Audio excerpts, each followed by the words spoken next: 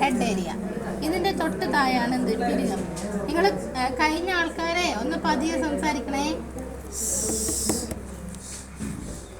ഇതാണ് എന്തെന്ന് പറയുന്നത് പിരികം. പിന്നെ ഇത് ഞാൻ കാണിച്ചു തരാം, ഒരു മിനിറ്റ്. ആർക്കാ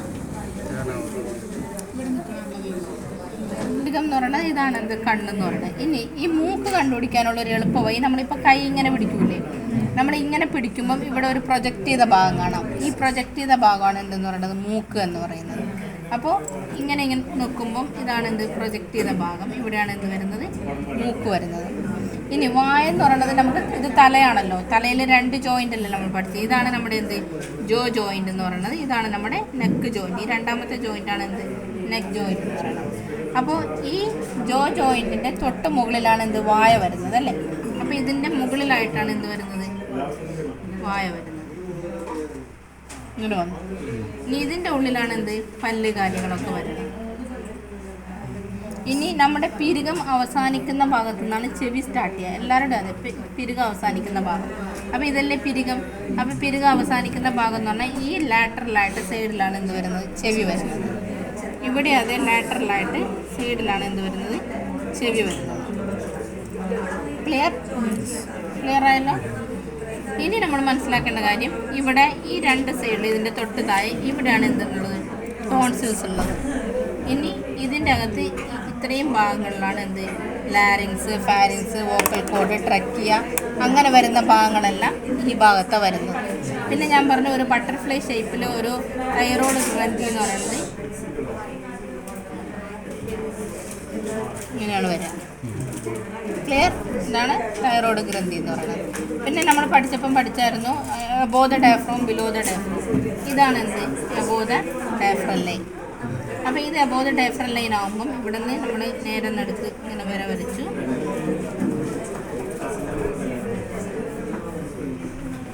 ഇങ്ങനെ വരച്ചു. ഇതിങ്ങനെ പിടിച്ചു. ഇത് ഇദ്ദേഹത്തിൻ്റെ ലെഫ്റ്റ് സൈഡ് അല്ലേ. അപ്പോൾ ഇതാണ് ഇങ്ങനെ പിടിക്കുമ്പോൾ ഇതാണ് ഇദ്ദേഹത്തിൻ്റെ ലെഫ്റ്റ് ലെഗ്, ഇതാണ് എന്ത് റൈറ്റ് ലെഗ്. ക്ലിയർ. ഇനി ഹാർട്ട് എന്ന് പറയുമ്പോൾ എപ്പോഴും ടുവേർഡ്സ് ദ ലെഫ്റ്റാണ് വരാം, അതായത് ലെഫ്റ്റിലോട്ട് കുറച്ചധികം, അപ്പോൾ കുറച്ച് റൈറ്റിലോട്ടും അധികം ലെഫ്റ്റിലോട്ടും. ഇതാണ് എന്തെന്ന് പറയുന്നത് ഹാർട്ട് എന്ന് പറയുന്നത്. ക്ലിയർ. ഇതാണ് എബോവ് ദ ഡയഫ്രം ലൈനിലെ എബോവ് ദ ഡയഫ്രത്തിൽ വരുന്ന പോയിൻറ്റ്സുകൾ.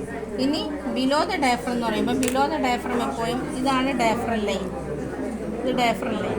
അപ്പോൾ ഈ ഡയഫ്രം ലൈൻ വരക്കുമ്പോൾ ബിലോ ദ ഡയഫ്രത്തിൽ നമ്മളെപ്പോഴും എന്താ പറയുക ഡൗൺവേർഡ്സിലാണ് കൈ പിടിക്കേണ്ടത്. അപ്പോൾ ഡൗൺവേർഡ്സ് കൈ പിടിക്കുമ്പോൾ ഇത് നിങ്ങളുടെ റൈറ്റ് ഹാൻഡല്ലേ, ഇത് റൈറ്റ് ഹാൻഡാണ്. അപ്പോൾ റൈറ്റ് ഹാൻഡിൽ ഇനി നമുക്ക് ബാക്കി വരുന്ന എല്ലാ ഇൻറ്റേർണൽ ഓർഗൻസും, ഇനി ബാക്കി വരുന്ന എല്ലാ ആന്തരിക അവയവങ്ങളും ഈ ഒരു പോർഷൻസിൽ അവസാനിപ്പിക്കണ്ടേ, ഈ ഒരു ഭാഗത്തല്ലേ വരേണ്ടത്. കേൾക്കുന്നില്ലേ? നിങ്ങൾ ജസ്റ്റ് സംസാരം കുറക്കണേ പ്ലീസ്, കാരണം ഇവർക്ക് കേൾക്കുന്നില്ല. അപ്പോൾ എനിക്ക് വോയിസ് ട്രെയിനും കൂടുന്നുണ്ട്, ഭയങ്കര സൗണ്ട് എടുത്തു പോകുന്നു. അപ്പോൾ ഇതാണ് ഇത്രയും ഭാഗങ്ങളിലല്ലേ നമുക്കിനി വരേണ്ടത് ഇൻറ്റേർണൽ ഓർഗൻസിൻ്റെ പാർട്സ്. അപ്പോൾ ഇത്രയും ഭാഗങ്ങളിൽ വരുമ്പോൾ നിങ്ങൾ കൈ വരച്ചിട്ട് അടയാളപ്പെടുത്തിക്കോളൂ കേട്ടോ. വരുമ്പം നമ്മൾ സ്റ്റൊമക്ക്, ഇത് റൈറ്റ് സൈഡിലാകുമ്പോൾ സ്റ്റൊമക്ക് ഇങ്ങനെയാണ് വരാം.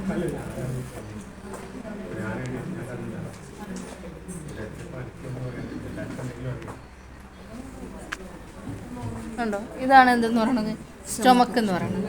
ഈ സ്റ്റൊമക്കിൻ്റെ സൈഡിൽ ഇവിടെയാണ് എന്ത് വരുന്നത് സ്പ്ലീൻ. ഇതാണ് എന്തെന്ന് പറയുന്നത് പാങ്ക്രിയാസ്.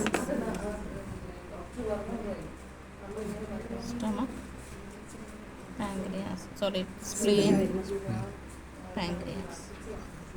ഇങ്ങനെ വന്നു. ക്ലിയർ. ഇനി നമ്മൾ പഠിക്കുന്നത് ലാർജ് ഇൻറ്റെസ്റ്റൈൻ ആണ്. ഒരു പേപ്പർ എന്തെങ്കിലും ഒരു നോട്ട്ബുക്ക് തന്നെ ലാർജ് ഇൻറ്റെസ്റ്റൈൻ. ഈ ലാർജ് ഇൻറ്റെസ്റ്റൈൻ എന്ന് പറയുമ്പോൾ നമ്മളെപ്പോഴും ലാർജ് ഇൻറ്റെസ്റ്റൈൻ വരക്കുമ്പം ഇങ്ങനൊരു സംഭവം വരച്ചു.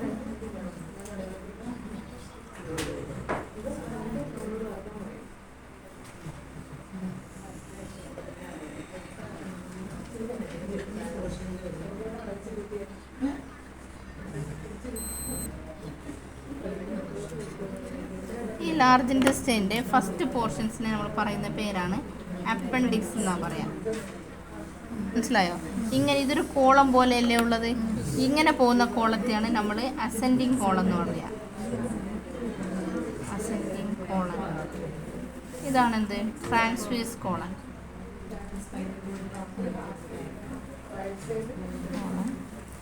ഇതാണ് ഡിസെൻഡിങ് കോളൻ.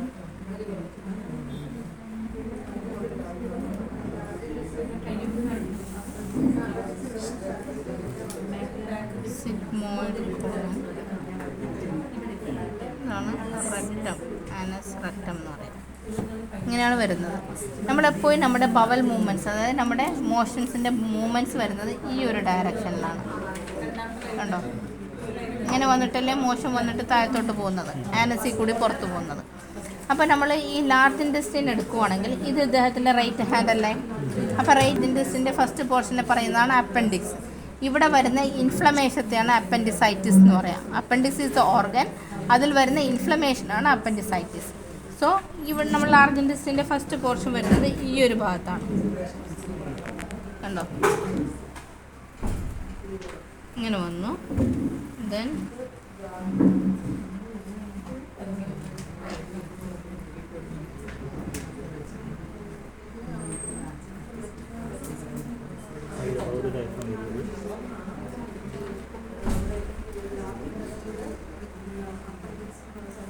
ഇങ്ങനെ വന്ന് അവസാനിച്ച് ഇവിടെ ഓവർലാപ്പ് വരും. കാരണം ഓവർലാപ്പ് എന്ന് പറഞ്ഞാൽ ഒരു അവയവങ്ങളുടെ മുകളിൽ വേറൊരു അവയവം കയറി വരുന്നതിനെയാണ് ഓവർലാപ്പ് എന്ന് പറയുക. അപ്പം ഇവിടെ ഓവർലാപ്പ് വരുന്നുണ്ട്, അത് കുഴപ്പമില്ല.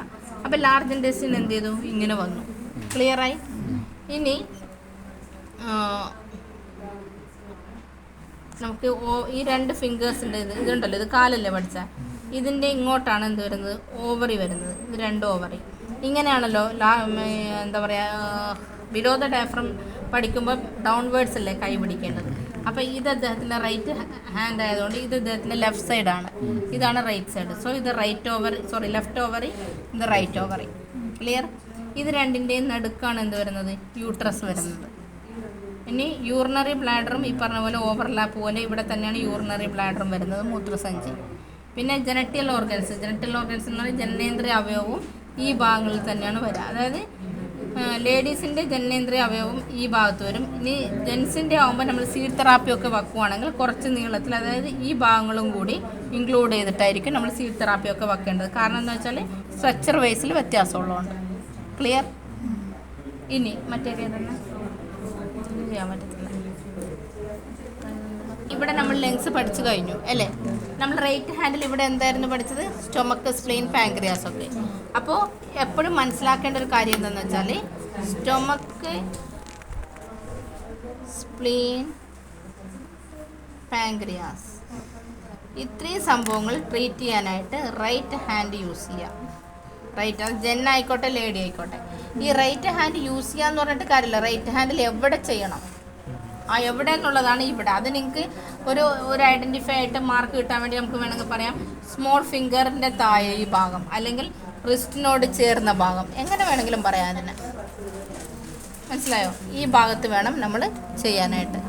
അപ്പോൾ ഇനി ഇത് ഇദ്ദേഹത്തിൻ്റെ ലെഫ്റ്റ് ഹാൻഡാണ്. ലെഫ്റ്റ് ഹാൻഡിൽ നമുക്ക് ഈ ഭാഗത്ത് നമ്മൾ ചെയ്യേണ്ടത് എന്താ വെച്ചാൽ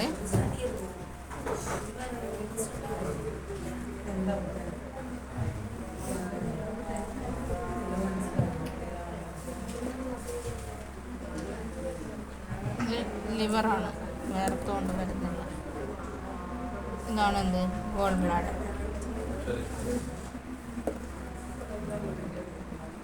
GB. അപ്പോൾ ലിവറും ഇപ്പോൾ ഇവിടെ നമുക്ക് വേണമെങ്കിൽ എന്തെന്ന് L means left hand liver. Clear ആയോ? എൽ. അപ്പോൾ ലെഫ്റ്റ് ഹാൻഡ് ലിവർ ആകുമ്പോൾ സ്വാഭാവികമായിട്ട് എന്താണ്, റൈറ്റ് ഹാൻഡിൽ സ്റ്റൊമക്ക്, സ്പ്ലീൻ, പാൻക്രിയാസ് ആണ് വരാം.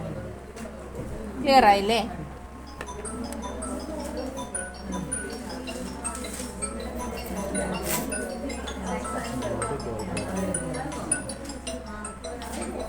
ലെഫ്റ്റ് ഹാൻഡിലാണ് വരാം. ക്ലിയർ ആയല്ലോ? അതായത് ലിവറും ഗോൾ ബ്ലാഡറും ലെഫ്റ്റ് ഹാൻഡിൽ വന്നു. ഇനി നമ്മൾ ഈ ലാർജ് ഇൻറ്റെസ്റ്റൈൻ പഠിച്ചപ്പം ഈ വലത്തെ കയ്യിൽ, അത് മറ്റേ കൈ തന്നെ ലാർജ് ഇൻറ്റെസ്റ്റൈൻ പഠിച്ചപ്പം വലത്തെ കയ്യിൽ, ഇത് ഇദ്ദേഹത്തിൻ്റെ റൈറ്റ് കൈ ആയിരുന്നു. അപ്പോൾ ഈ അപ്പൻഡിക്സിൻ്റെ പോർഷൻസ് എവിടെ നിന്നാണ് സ്റ്റാർട്ട് ചെയ്തത്, ഇൻഡെക്സ് ഫിംഗറിൻ്റെ സൈഡിൽ നിന്ന്.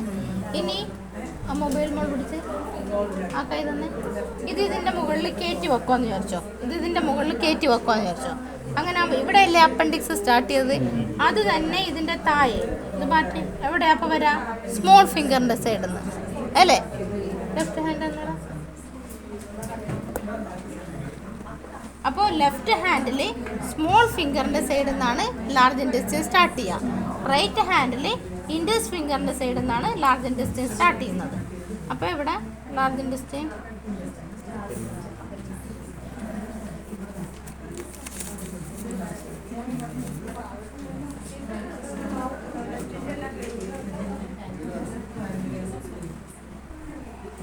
ക്ലിയർ ആയോ?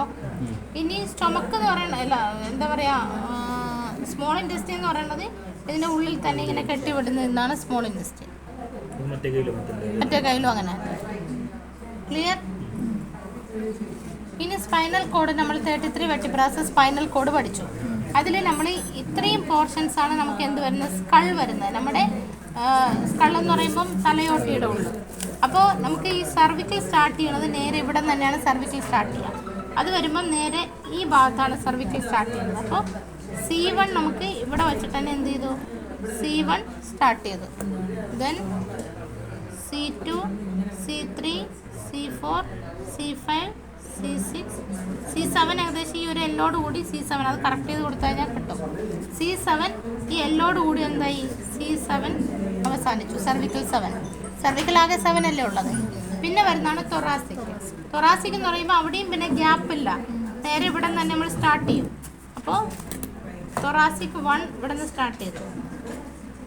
1.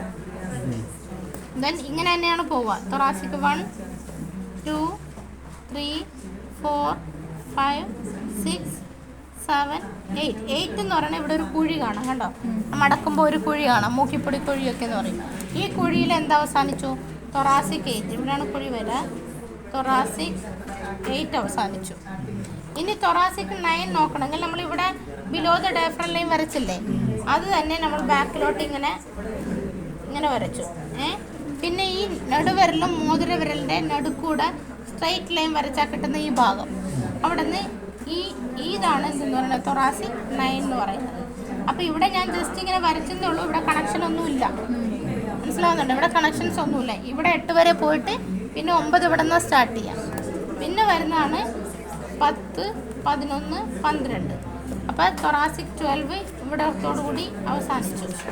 പിന്നെ വരുന്നത് ലംബാർ 1.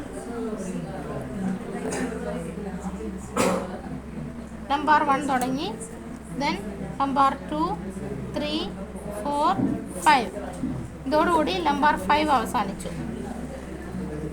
ക്ലിയർ?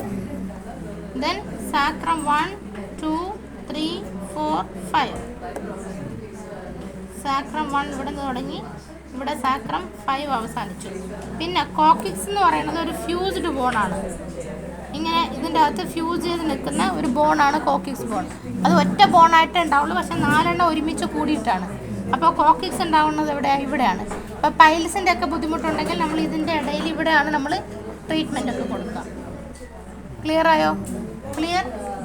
അപ്പോൾ ഇതാണ് എന്തെന്ന് പറയുന്നത്, സ്പൈനൽ കോഡ് എന്ന് പറയുന്നത്.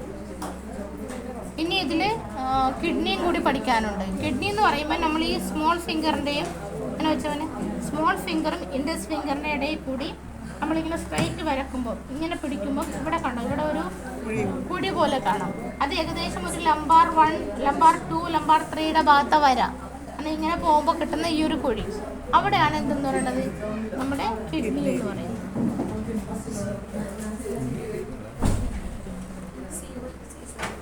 ക്ലിയർ? ഇത്രയാണ് പോർഷൻസ് വരുന്നത്. നിങ്ങളിനി